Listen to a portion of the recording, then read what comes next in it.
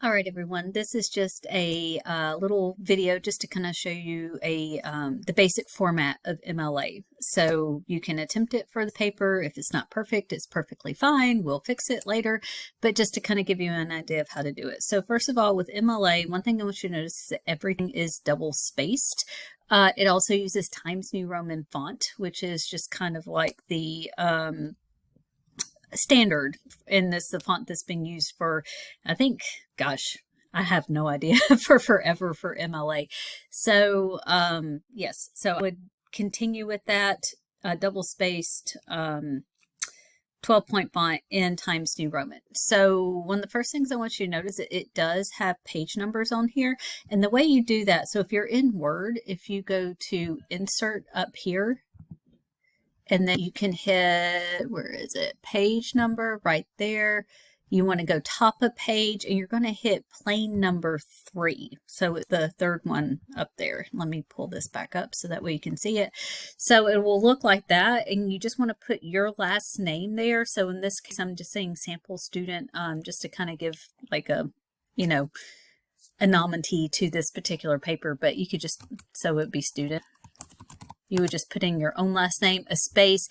The page number will automatically populate, so you don't have to worry about anything right there. And then you go back up here and click header and footer, close that, and it will be on every single page in that upper right-hand corner where it is supposed to be.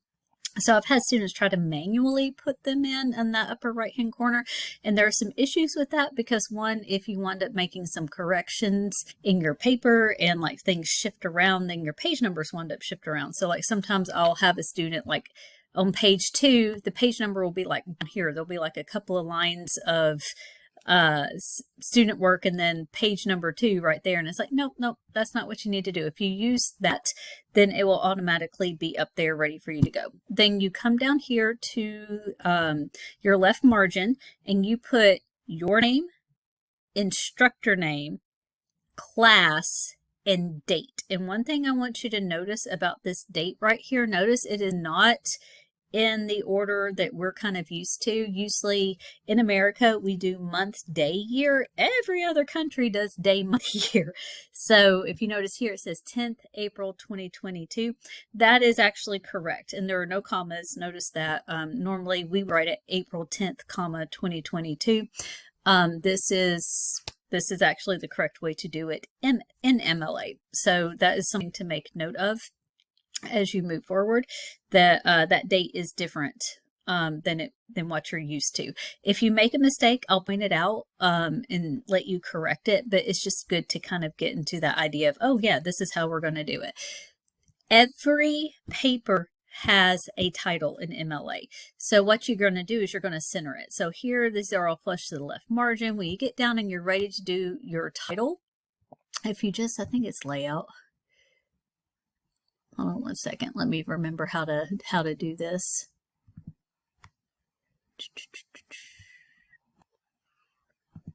Okay, actually it's in the home screen. So if you go to home, if you notice right here in this area, you see the centered area. So normally you would be like that. So that moves that to it would make it flush the left margin, but you want it to be centered. So all you have to do is either highlight and click that or just click on it and it will center your title for you.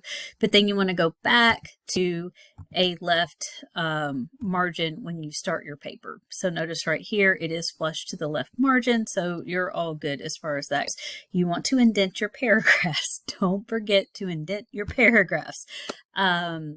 That's like one of the #1 mistakes I see in students, especially with MLA formatting, is that there is no indentation. You definitely want to do that. So those are just the basics. I mean, there's not a whole lot to it, and there are little mini rules to MLA that we're going to get into, such as, how you format books, titles, citations, things like that.